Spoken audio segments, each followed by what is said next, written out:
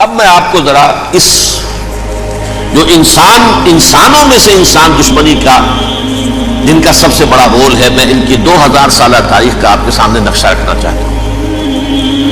ان 1400 سال کا تو میں نے صرف 4 آپ کو پوائنٹس بتائے۔ موسیٰ سے عیسیٰ تک 1400 برس علیہ الصلوۃ والسلام، 2 مرتبہ عروج، 2 مرتبہ زوال، اشیریوں کے ہاتھوں پٹوائی، بابلیوں کے ہاتھوں پٹانا، گریکس کے ہاتھوں مرمت، رومنس کے ہاتھوں مرمت۔ یہ جو 2000 سال ہے، کیونکہ اب تو ظاہر بات ہے 21ویں صدی شروع ہو گئی، 20 صدیاں حضرت مسیح کو پوری ہو گئی۔ پہلی بات نوٹ کیجیے، حضرت مسیح کی پیدائش ہے سن 1 قبل مسیح۔ یہ نقطہ آپ نے کبھی سنا ہے یا نہیں؟ جب ملینیم کا سلسلہ شروع ہوا تھا پچھلے سال، تو میں نے بیان کر دیا تھا کہ ایک عجیب حساب کے اندر انہوں نے غلطی کی ہوئی ہے۔ حضرت مسیح کی پیدائش ہوئی 25 دسمبر کو، سب انہوں نے شروع کر دیا، جو اس کے بعد جنوری آئی تو پہلا سال شروع ہو گیا۔ اگر جنوری سے پہلا سال شروع ہوا تو یہ 6 دن جو ہے جو اس کے پچھلے سال میں تھے، لہذا کہا جائے گا کہ Jesus Christ was born 1 year before Christ, BC۔ تو 1 قبل مسیح میں حضرت مسیح کی پیدائش ہوئی۔ یہ آخری اسرائیلی نبی اور رسول۔ یہودی علماء کی مخالفت، دشمنی، سولی پر چڑھوا دینا میں بیان کر چکا ہوں۔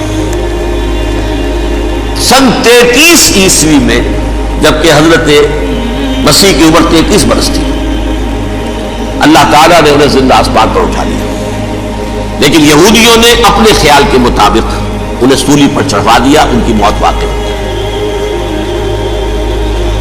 اگرچہ اس کے بعد یہ اختلاف ہے ان میں، یہودی کہتے ہیں وہ سولی پر چڑھ گیا، ختم ہوا، مر گیا، عیسائی کہتے ہیں نہیں، انتقال ہوا ہے مسیح کا صلیب پر، لیکن پھر وہ دوبارہ زندہ ہو گئے ہیں۔ ان کی لاش ایک غار میں رکھ دی گئی تھی، وہاں ریزریکشن ہو گیا، ان کا باعث بعد الموت وہی ہو گیا، اور پھر انہیں اللہ نے زندہ آسمان پر اٹھا دیا۔ تو ہمارے اور عیسائیوں کے درمیان نوٹ کر لیجیے، یہ چیز مشترک ہے کہ حضرت مسیح آسمان پر زندہ اٹھائے گئے۔ فرق کیا ہے؟ وہ سمجھتے ہیں کہ سولی دیے گئے، سولی پر مرے، پھر زندہ ہوئے، پھر گئے۔ ہم سمجھتے ہیں کہ نہیں، وما صلبوہ وما قتلوہ، انہوں نے نہ صلیب دے سکے انہیں اور نہ انہیں قتل کر سکے، بل رفعہ اللہ الیہ، اللہ نے اٹھا لیا۔ پھر ہمارا اور یہ اس کا عیسائیوں کا ایک اور اتفاق ہے، سیکنڈ کمنگ آف جیسس، حضرت مسیح دوبارہ آئیں گے۔ یہ عیسائیوں کا بھی عقیدہ ہے اور ہمارا بھی۔ بہرحال تو جیسا کہ میں نے عرض کیا کہ اس وقت یہ عذاب استیصال، عذاب اکبر کے مستحق ہو چکے تھے، لیکن اللہ نے ان کی مدت دراز کی ہے، لیکن ان پر دنیاوی عذاب کا ایک کوڑا جو ہے اللہ تعالیٰ کی طرف سے اسی وقت برسا۔ دنیاوی عذاب دنیا میں رہتے ہوئے ختم نہیں کیا گیا۔ 37 برس بعد، حضرت مسیح کے رفع سماوی کے 37 برس بعد، سن 70 میں یہودیوں نے بغاوت کی رومیوں کے خلاف۔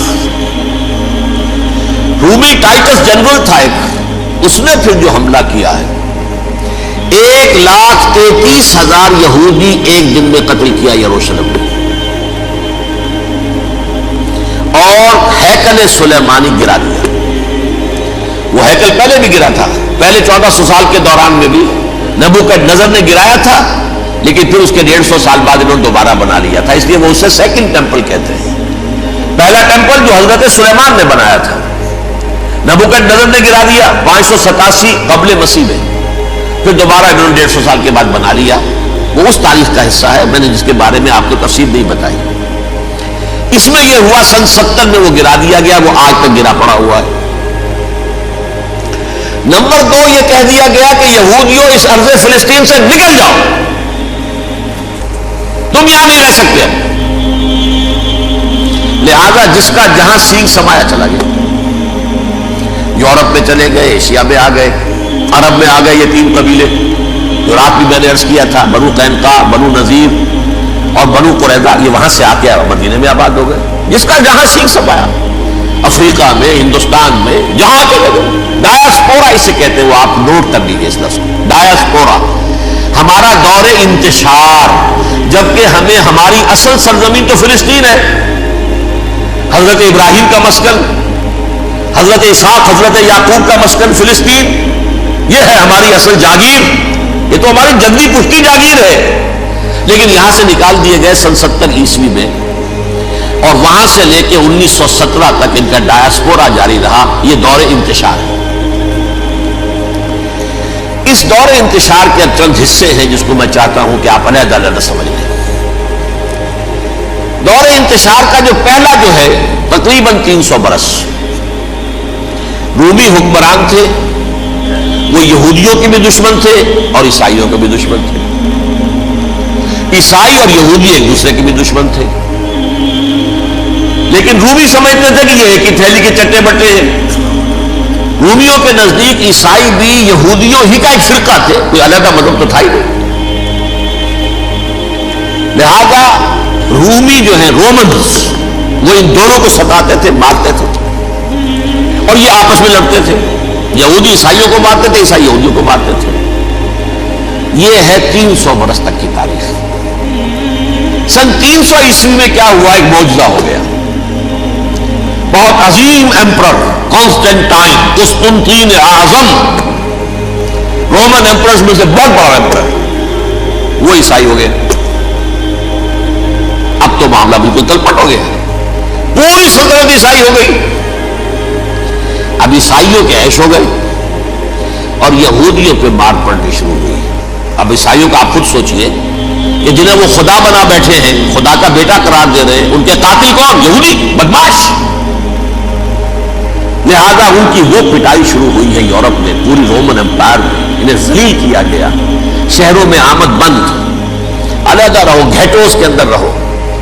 یہودی کا نام جو ہے وہ گالی بن گیا، جیسے آج بھی یہودی گالی کہتے ہیں، جیسے خنزیر کا لفظ، آخر وہ بھی اللہ کی مخلوق ہے، لیکن آپ کو معلوم ہے کوئی شخص زبان پر نام نہیں لانا چاہتا خنزیر کا، سور کا، ہے تو مخلوق، وہ بھی ایک حیوان ہے۔ ایسے ہی یہ ہے یہودی گالی، جیوٹ گالی۔ لہذا ایک طرف تو ان دونوں کے درمیان دشمنی، جس کو قرآن کہتا ہے وَأَغْرَيْنَا بَيْنَهُمُ الْعَدَاوَةَ وَالْبَغْضَاءَ، ہم نے ان کے مابین دشمنی جو ہے پیدا کر دی ہے۔ اور جب یہ پوری سلطنت عیسائی ہو گئی تو قافیہ تنگ ہو گیا یہودیوں کا۔ اب آئیے 571 عیسوی، یعنی جب کہ ڈایاسپورا کو کتنا عرصہ ہو چکا تھا؟ 500 برس۔ سن 70 سے شروع ہوا ڈایاسپورا، جب ٹائٹس نے گرایا ہے ہیکل کو اور نکال باہر کیا انہیں فلسطین سے، بھاگ جاؤ، یہاں ایک یہودی بھی نہیں رہے گا، فلسطین سے نکال دیے گئے۔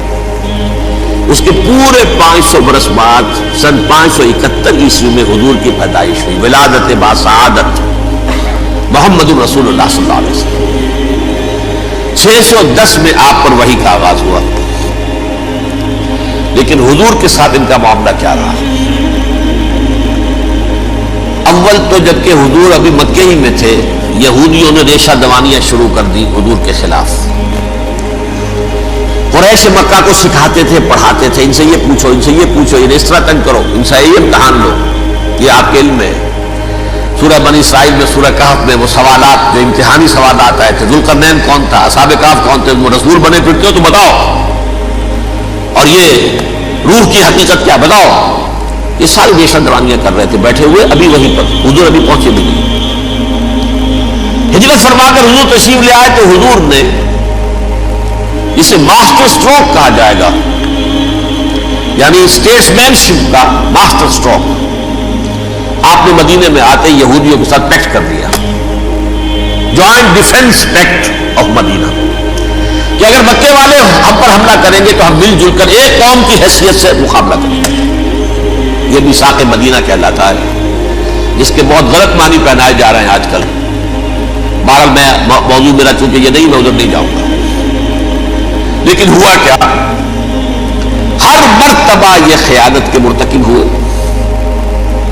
ان نے جو عہد کیے تھے ان سے پھرے، اندر ہی اندر سازش، ریشہ دوانی، حضور کی بدترین دشمنی۔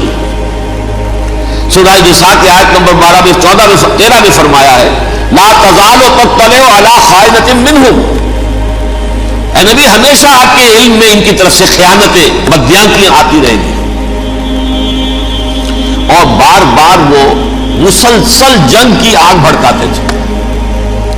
قریش کو دعوت دیتے، آؤ آؤ آؤ، ہم اندر سے بغاوت کر دیں گے، تم آؤ تو صحیح، ختم کریں محمد کو اور اہل ایمان کو صلی اللہ علیہ وسلم ورضی اللہ تعالی عنہم اجمعین.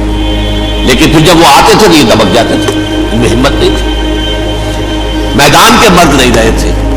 یہ سورہ حشر میں ان کا نقشہ کھینچا گیا ہے. کھلے میدان میں مقابلے کی اس کے اندر صلاحیت ہی نہیں. یہ تو فصیلوں کے پیچھے سے، جیسے عورتیں کہیں دیہات میں لڑائی ہوتی ہے تو مرد جو ہے گلیوں میں لڑتے ہیں، عورتیں اوپر سے پتھر پھینکتی ہیں، بس وہ کام یہ کر سکتے تھے. من ورائے جدر، فصیلوں کے پیچھے سے، جنگ میں میدان میں نہیں آ سکتے. بہرحال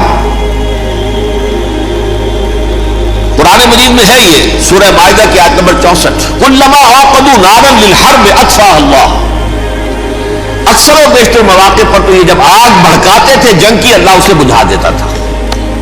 لیکن بہرحال اس کے باوجود جنگیں ہوئی، غزوہ بدر، غزوہ احد ہوئی کہ نہیں؟ یہ ساری اس اصل شرارت میں. اور اس کے نتیجے میں حضور نے پھر ایک ایک کر کے 3 قبیلوں کو سزا دی. غزوہ بدر کے فوراً بعد بنو قینقاع نکالے گئے مدینے سے، غزوہ احد کے فوراً بعد بنو نذیر نکالے گئے، اور غزوہ احزاب کے بعد بنو قریظہ نکال دیے گئے. یہ تو میں نے آپ کے سامنے رکھ دیا صرف حضور کے زمانے میں ان کا کیا رویہ رہا. دشمن، رات بھی ہم نے وہ آیت پڑھی تھی، لَتَجِدَنَّ أَشَدَّ النَّاسِ عَدَاوَةً لِلَّذِينَ آمَنُوا الْيَهُودُ وَالَّذِينَ أَشْرَكُوا. اہل ایمان کی دشمنی میں شدید ترین تم پاؤ گے یہودیوں کو اور مشرکین. مشرکین بھی بعد میں ہے، پہلے یہودی. حضور کے بعد کیا ہوا اب یہ نوٹ کیجئے، یہ ان کی تاریخ کا دوسرا دور. حضرت عمر رضی اللہ تعالیٰ عنہ قائد خلافت ہے. بیت المقدس کا محاصرہ کیا گیا، فصیل بڑی اونچی، شہر اندر سے سیلف سفیشینٹ، حملے کا راستہ کوئی نہیں. محاصرہ طول کھینچ رہا ہے لیکن ان کے پاس رسد بھی موجود ہے، پانی بھی موجود ہے، وہ دروازے بند کر کے بیٹھے ہوئے. بالآخر اللہ تعالیٰ کی مشیت کا ظہور کیسے ہوا؟ ان کے کچھ علماء آئے فصیل پر، کہا دیکھو مسلمانوں، تم قیامت تک بھی یہاں پڑے رہو گے محاصرہ کر کے، ہمارا یہ شہر فتح نہیں ہوگا. ہاں ایک درویش بادشاہ کے ہاتھوں یہ شہر فتح ہونا ہے، لیکن تمہارے اندر ہمیں وہ نظر نہیں آ رہا.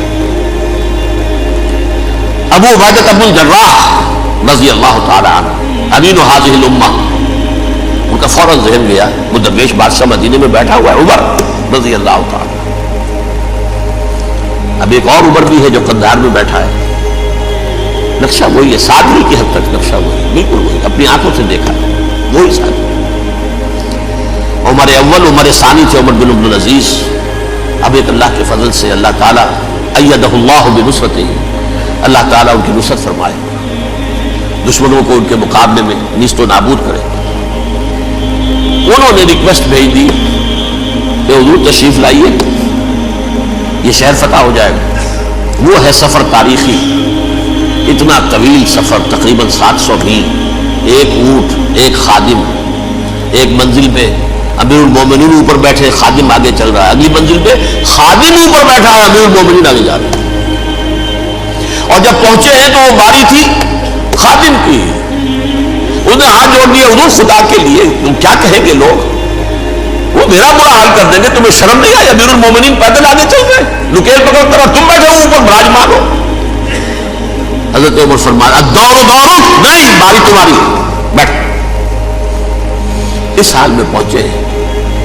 اور پھر یہ کہ ابو عبیدہ بن الجراح آئے ہیں، استقبال کیا ہے تو دیکھا ہے اس حال میں چلے آ رہے ہیں. عمر نکیل پکڑے ہوئے چلے آ رہے ہیں، اور کہتے ہیں کہ کہیں کیچڑ ویچڑ تھا، جوتے خراب ہو گئے تھے، وہ بھی اتار کے ہاتھ میں پکڑے ہوئے، کپڑے تو تھے ہی پھٹے ہوئے. انہوں نے کہا کہ حضرت ابو عبیدہ نے، دیکھیے یہ بڑا متمدن ملک ہے، بہت مہذب علاقہ ہے یہ، آپ ذرا حلیہ اپنا درست فرما دیں تب جا کے پیش ہم آپ کو کریں گے.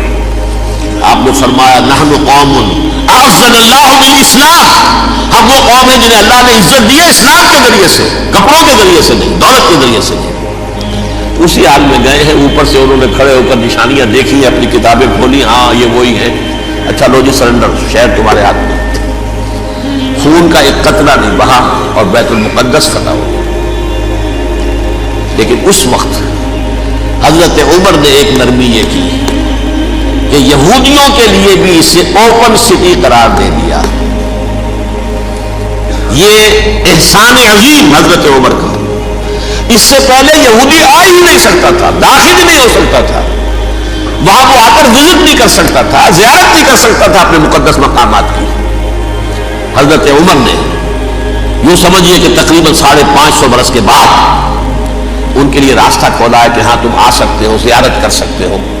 لیکن یہ عیسائیوں نے لکھوایا معاہدے کے اندر، انہیں یہاں آباد ہونے کی اجازت نہیں دیں گے، لیکن کم وزٹ دی پلیسز، دیکھیں زیارتیں کریں اور جائیں۔ یہ معاہدہ حضرت عمر کا ہے رضی اللہ تعالیٰ، جو پھر خلافت راشدہ کے بعد بنو امیہ نے بھی اس کو آرڈر کیا، بنو عباس نے کیا، پھر جو ہمارے یہ ترکوں میں اندر خلافت آئی تو ترک خلفاء نے بھی اس معاہدے کی پوری پابندی کی۔ فلسطین میں آ سکتے ہیں یہودی صرف زائرین کی حیثیت سے، وہاں آباد نہیں ہو سکتے۔ اب آئیے اگلا دور آیا حضرت عثمان کا دور خلافت۔ یہ ہے وہ وقت کہ اب یہود نے امت مسلمہ کی پیٹھ میں چھرا گھونپا۔ وہ کیسے؟ ایک یہودی عبداللہ ابن سبا اسلام کا لبادہ اوڑھ کر آ گیا، معاشرے کا جائزہ لے لیا، ان میں بنو ہاشم اور بنو امیہ میں جو پرانی کشاکش تھی اس کے کچھ نہ کچھ جراثیم باقی ہیں، اگر ان کو ذرا بھڑکا دے تو مسلمانوں میں انتشار پیدا ہو جائے۔ کہا یہ عثمان کون ہے؟ یہ تو بنو امیہ میں سے ہے، یہ حق تو بنو ہاشم کا ہے، خلافت ان کے پاس ہونی چاہیے، محمد کے تو رشتہ دار وہ ہے صلی اللہ علیہ وسلم۔ عوام الناس کے اندر بات پھیلنی شروع ہوئی، پھر ایک بڑی سازش کے انداز میں حضرت عثمان کے خلاف پروپیگنڈا، حضرت عثمان کے جو عاملین تھے، گورنر تھے، ان کے خلاف پروپیگنڈا، اور ایسی ہوشیاری کرتے تھے کہ کوفے میں کوفے کے حاکم کے خلاف کچھ نہیں کہنا، اجی مصر میں یہ ہو رہا ہے، اجی شام میں یہ ہو رہا ہے، اجی یہ جو عثمان ہے وہ یہ کر رہا ہے، یہ ظلم ہو رہا ہے، یہ لوٹ مار ہو رہی ہے، یہ خیانتیں ہو رہی ہیں۔ اب نہ تو اس زمانے میں مینز آف کمیونیکیشن، کیسے تصدیق کریں؟ افواہیں تو آپ آج کراچی کے اندر شروع ہو جائے تو پتہ نہیں چل سکتا کسی کو کہ کیا اس میں صداقت ہے کیا جھوٹ ہے، اور بری بات جو ہے فطرت انسانی کی کمزوری ہے وہ فوراً قبول کرتا ہے، کسی کے بارے میں اچھی بات ماننے کو تیار نہیں ہوتا لیکن بری بات تو فوراً تیار۔ بہرحال یہ فتنہ انہوں نے اٹھایا، حضرت علی کی الوہیت کا فتنہ اٹھایا، حضرت عثمان کے خلاف الفتنۃ الکبریٰ برپا کیا، حضرت عثمان شہید ہوئے، اس کے بعد 5 برس تک مسلمان ایک دوسرے کی گردنیں کاٹتے رہے، بعدی خانہ جنگی ہوئی، امت کو وہ زخم لگایا ہے جو آج تک جس سے خون رس رہا ہے۔ یہ شیعان عثمان اور شیعان علی تھے جو بعد میں پھر سنی اور شیعہ ہو اور آج تک فتنہ کس نے جگایا؟ ایک عبداللہ ابن سبا یہودی اور اس کے کارندے، شیطان کا ایجنٹ، اور انسانوں میں سے بھی اس کے جو بھی حواریین تھے اور شیطانوں کے اندر سے بھی تھے، انہوں نے بھی اس آگ کو بڑھتا ہے۔ یہ آپ سوچ لیجئے کہ یہ کس نے وہ زخم لگایا؟ یہودی۔ اگلا دور آیا، خلافت راشدہ ختم ہوئی، بنو امیہ کا بھی دور کافی گزر گیا۔ طارق ابن زیاد 712 عیسوی میں حملہ کرتے ہیں اسپین پر۔ اسپین اس وقت عیسائیت کا بہت بڑا گڑھ، بڑے کٹر ترین عیسائی جو وہ اسپین میں تھے، لہذا یہودیوں کی وہاں بہت پٹائی ہوتی تھی، بہت پٹائی ہوئی، میں بتا چکا ہوں، دشمنی تھی ان کی تو چلی آ رہی تھی عیسائیوں کے ہاتھوں یہودیوں کی، وہ تو سن 300 عیسوی سے ایمپرر کانسٹنٹائن کے بعد شروع ہو گئی تھی۔ اس حوالے سے یہودیوں نے اس وقت چالاکی یہ برتی، کچھ راستے واسطے بتائے، کچھ مدد کی طارق ابن زیاد کی۔ طارق ابن زیاد نے انہیں اپنا محسن سمجھا، ہسپانیہ فتح ہو گیا تو یہودی چونکہ محسنین کی فہرست میں آ چکے تھے، انہیں بہت اقتدار نصیب۔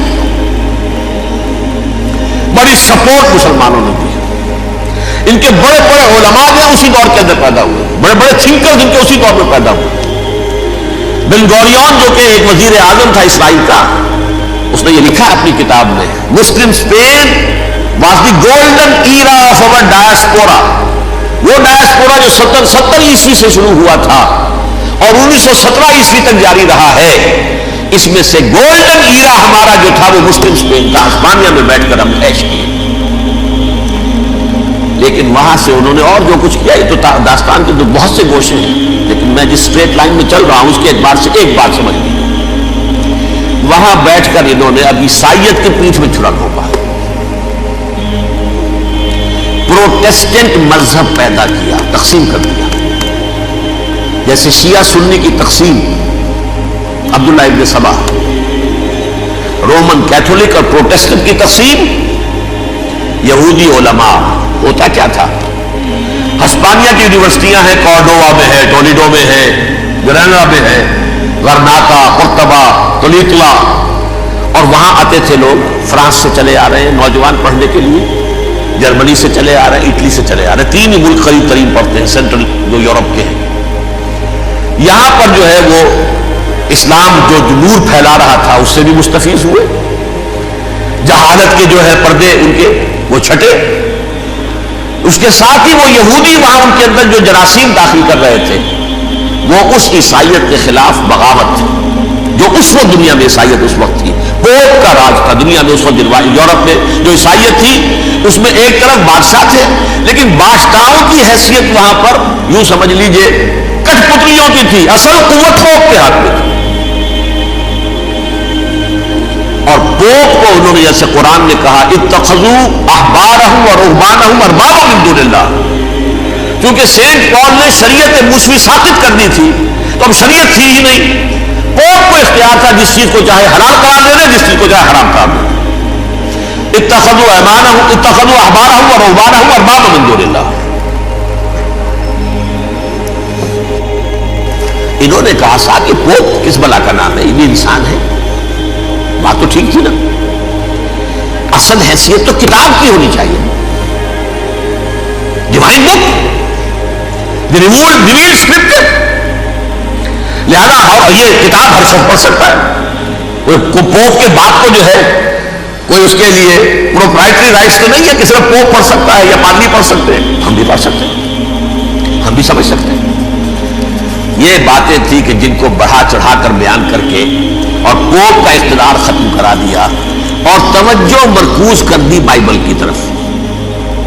اب بائبل میں بڑا حصہ تو اولڈ ٹیسٹامنٹ کا ہے. نتیجہ کیا ہوا, یہود کی عظمت پروٹیسٹنٹس کے نزدیک مسلم ہو گئی. اصل قوم تو یہ ہے, وہ دشمنی بدلی کہ نہیں بدلی. موسیٰ کے امتی یہ ہے تو ہاتھ موسیٰ کو دی گئی, ابراہیم کی نسل یہ ہے. لہذا وہ جو دشمنی تھی, جو عداوت تھی کہ ہمارے خدا کو سولی چڑھانے والے ہیں یہ بدماش, اس کا ازالہ ہوا اس پروٹیسٹنٹ مذہب کے نتیجے میں. یہ میں اب آپ کو بتاتا ہوں کہ ایک نتیجہ وہ نکلا ہے جسے برٹرینڈ رسل نے بیان کیا ہے.